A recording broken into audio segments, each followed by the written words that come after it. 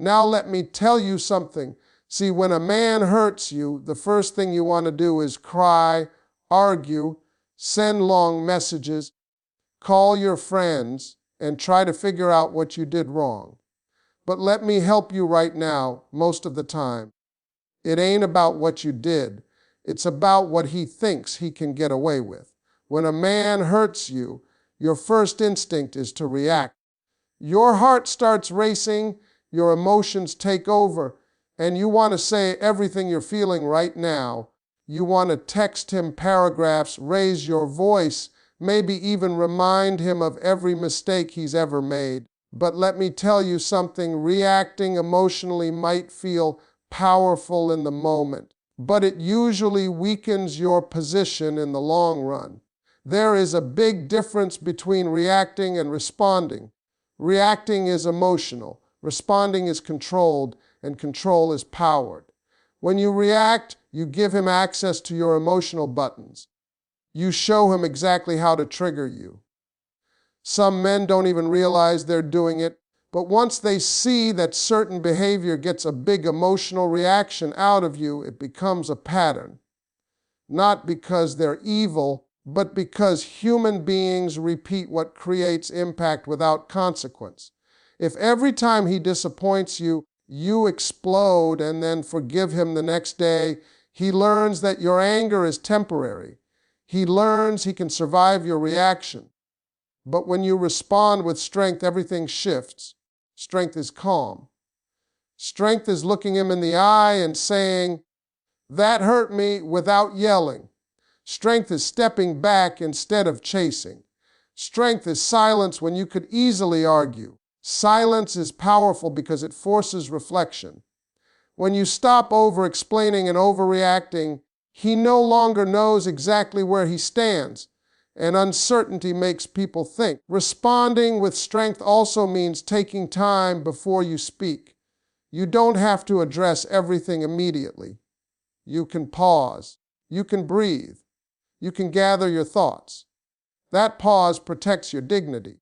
It prevents you from saying things you can't take back. It keeps you from acting in a way that doesn't align with who you truly are. A strong woman doesn't allow temporary emotions to control permanent decisions. And let's be clear, strength is not pretending you're not hurt. It's not suppressing your feelings. It's not acting cold just to prove a point. Strength is owning your emotions without letting them own you. You can feel pain and still carry yourself with composure. You can be disappointed and still speak with respect. When you respond instead of react, you show emotional maturity. And emotional maturity commands respect. Here's something else you need to understand. When you react emotionally, the focus shifts from what he did wrong to how you responded. Now, instead of discussing his behavior, you're defending your tone. Instead of him apologizing for hurting you, he's talking about how you overreacted. You lost the message because the delivery got loud. But when you respond calmly, the spotlight stays exactly where it belongs on his actions. A man who sees that you won't lose control over him begins to realize you're not driven by fear of losing him. That's powerful. Because many times emotional reactions come from fear, fear of abandonment, fear of not being enough, fear of losing love. When you respond with strength, you show that your value doesn't depend on his behavior. You are steady. You are grounded. You are not easily shaken. And let me tell you something real. Men respect strength more than emotion. Not because they don't care about feelings, but because strength signals standards. It tells him that hurting you has weight. It tells him that you are paying attention. It tells him that if the behavior continues, there will be a shift. So the next time he hurts you, don't let your first move be emotional chaos. Let it be composure. Let it be clarity. Let it be controlled. Because a woman who can master her reaction has already mastered the situation.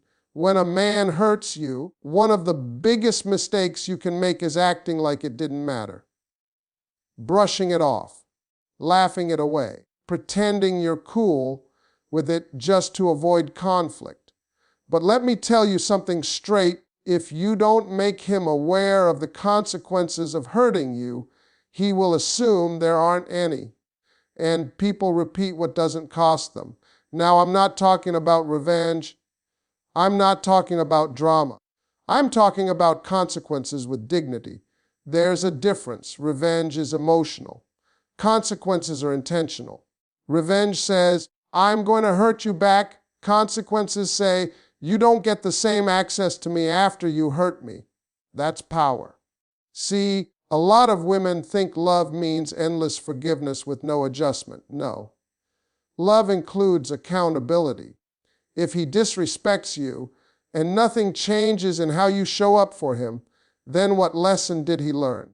If he cancels on you repeatedly and you keep rearranging your schedule, what did that teach him? If he speaks to you in a way that makes you feel small and you continue giving him full emotional access, he starts believing that's acceptable behavior. Men pay attention to what changes. If you used to answer his calls on the first ring and now you take your time, he notices. If you used to be overly affectionate and now you've pulled your energy back, he notices. If you stop going out of your way to make things convenient for him, he notices. And when he notices, he starts connecting dots. Something shifted.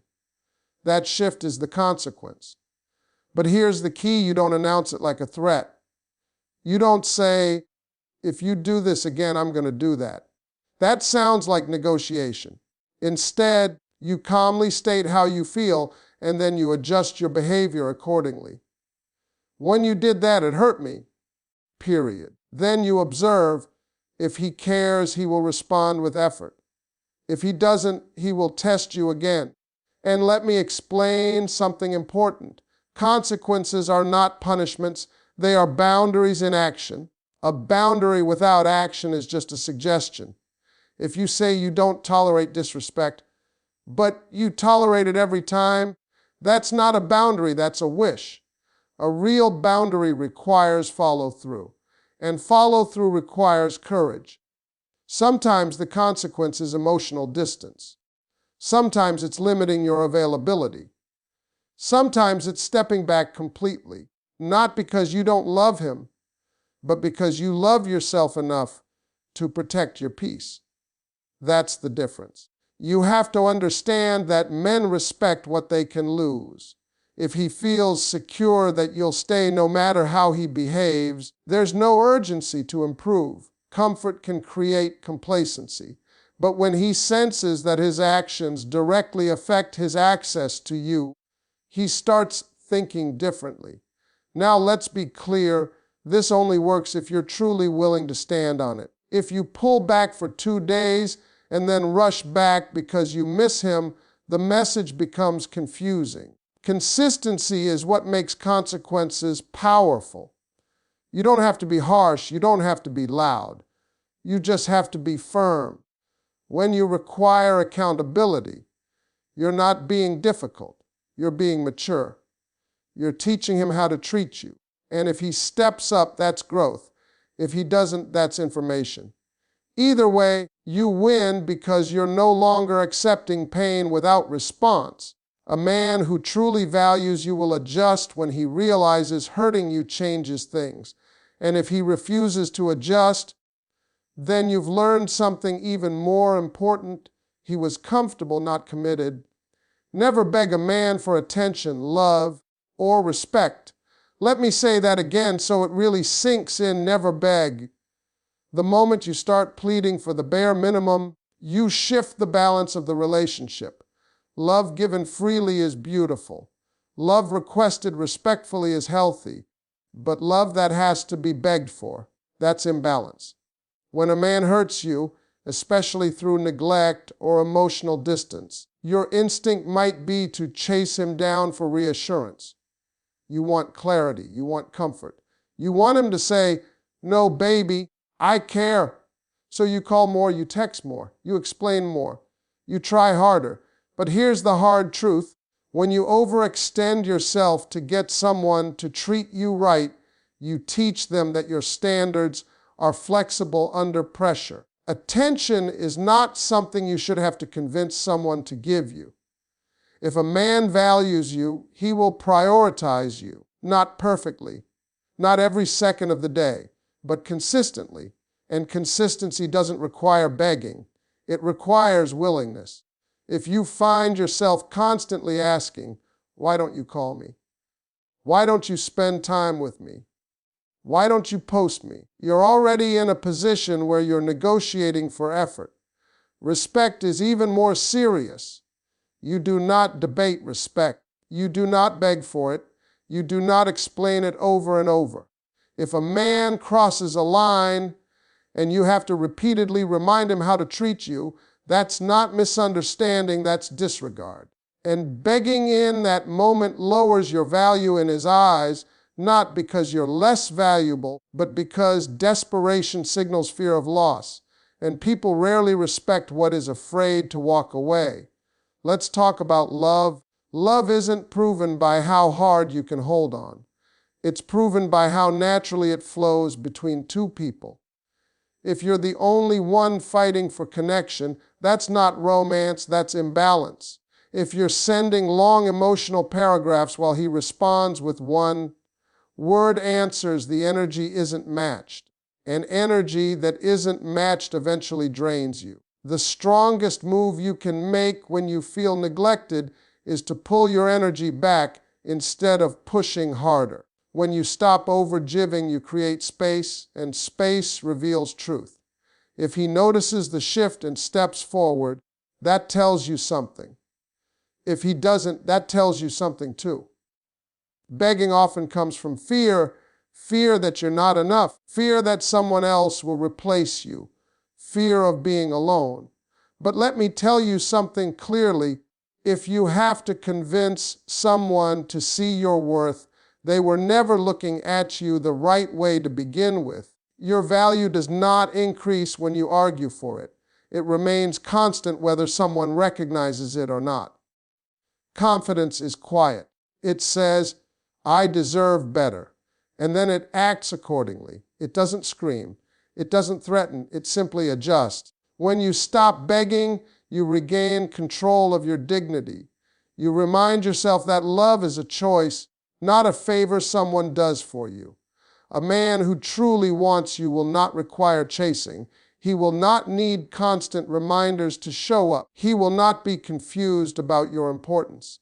And if he is confused, let him be confused without you lowering yourself to clear it up through desperation. You are not asking for too much when you ask for consistency, attention, and respect. You are asking the wrong person when you have to beg for it. Protect your self-worth at all costs. I don't care how long you've been with him. I don't care how much you love him. I don't care how many memories you've built together. The moment you start sacrificing your self-worth just to keep a man, you are losing something far more valuable than the relationship itself. Self-worth is the foundation of how people treat you. It's not what you say about yourself, it's what you tolerate. If you tolerate disrespect, inconsistency, broken promises, and emotional neglect, that becomes the standard. Not because you deserve it, but because you accepted it. People don't rise to unspoken expectations, they adjust to visible tolerance. When a man hurts you, especially repeatedly, the real danger isn't just the pain he causes. The real danger is what happens inside you. You start questioning yourself. You start wondering if you're overreacting. You start lowering your expectations just to avoid conflict. And little by little, you shrink. That shrinking is the erosion of self-worth. A woman with strong self-worth doesn't allow behavior that makes her feel small. She doesn't excuse patterns that damage her peace. She doesn't trade her standards for temporary affection. And understand this clearly, protecting your self-worth is not about pride. It's about emotional survival. You cannot build a healthy relationship on a broken sense of self. Sometimes protecting your self-worth means having uncomfortable conversations. It means saying, "That doesn't work for me." It means refusing to laugh at jokes that disrespect you. It means not accepting apologies without change. And yes, sometimes it means walking away from someone you still care about. Here's the part people don't like to hear. Love alone is not enough. You can love someone deeply and still be treated poorly. You can feel chemistry, passion, connection, and still lose yourself trying to keep it. Self-worth reminds you that your emotional safety matters just as much as your feelings. When you protect your self-worth, you move differently. You don't chase clarity from someone who confuses you. You don't beg for reassurance from someone who withholds it. You don't compete for attention with other women. You don't over-explain your boundaries. You simply decide what aligns with your values and what doesn't. And let me tell you something powerful. When you protect your self-worth, you change the energy. A man can feel when a woman knows her value. There's a steadiness in her. She's not easily shaken. She's not desperate for validation. She's not afraid to lose him if losing him means losing herself. That kind of energy commands respect without demanding it. If he hurts you and you ignore your own feelings just to keep peace, you teach him that your pain is negotiable. But when you stand firm and say, "I deserve better than this," even if your voice shakes, you reinforce your own value. Protecting your self-worth also means paying attention to patterns. One mistake can be corrected. A pattern reveals character. If the same issue keeps showing up, don't keep shrinking to accommodate it. Your standards are not the problem. At the end of the day, you can replace a relationship. You can rebuild after heartbreak. But rebuilding your self-worth after repeatedly ignoring it is much harder. Guard it, stand on it, and never let temporary emotions convince you to permanently lower your standards. Watch his actions, not his apologies. I know apologies sound good. I know when he looks you in the eyes and says, "I'm sorry, baby." Your heart wants to believe him. You want to believe that this time it's different. You want to believe he finally understands. But let me tell you something real. An apology without change is manipulation, whether he means it that way or not. Anybody can say sorry. Sorry costs nothing. Change costs effort. Change costs ego. Change requires discipline. So if a man hurts you, and the only thing that shows up afterward is words, you haven't received growth, you've received a speech. Now, I'm not saying people don't make mistakes. Everybody does. A grown man can mess up, but a grown man also corrects what he messed up. That's the difference. When he apologizes, don't just listen with your ears. Watch with your eyes, because behavior tells the truth faster than words ever will. If he says he's sorry for not calling, does he start calling consistently? If he apologizes for disrespecting you, does his tone change? If he admits he hurt you by being distant, does he suddenly become more present? These are the questions that matter, not how emotional the apology sounds, not how many times he says he loves you. What changed? Here's where a lot of women get caught. The apology makes you feel seen for a moment. It gives you relief. You think, okay, he gets it now. So you relax your boundaries. You go back to normal. You give him full access again. But if his behavior returns to the same pattern within days or weeks, that apology was temporary comfort, not permanent correction. Consistency is proof. Anybody can behave well for a week. Anybody can step up for a few days when they feel you pulling away. But sustained change, that shows intention. That shows maturity. That shows he values keeping you more than keeping his bad habits. You have to detach from the emotional high of hearing what you want to hear. Some men are very good with words. They know your love language. They know how to calm you down. They know how to say just enough to reset the situation. But if you keep forgiving based on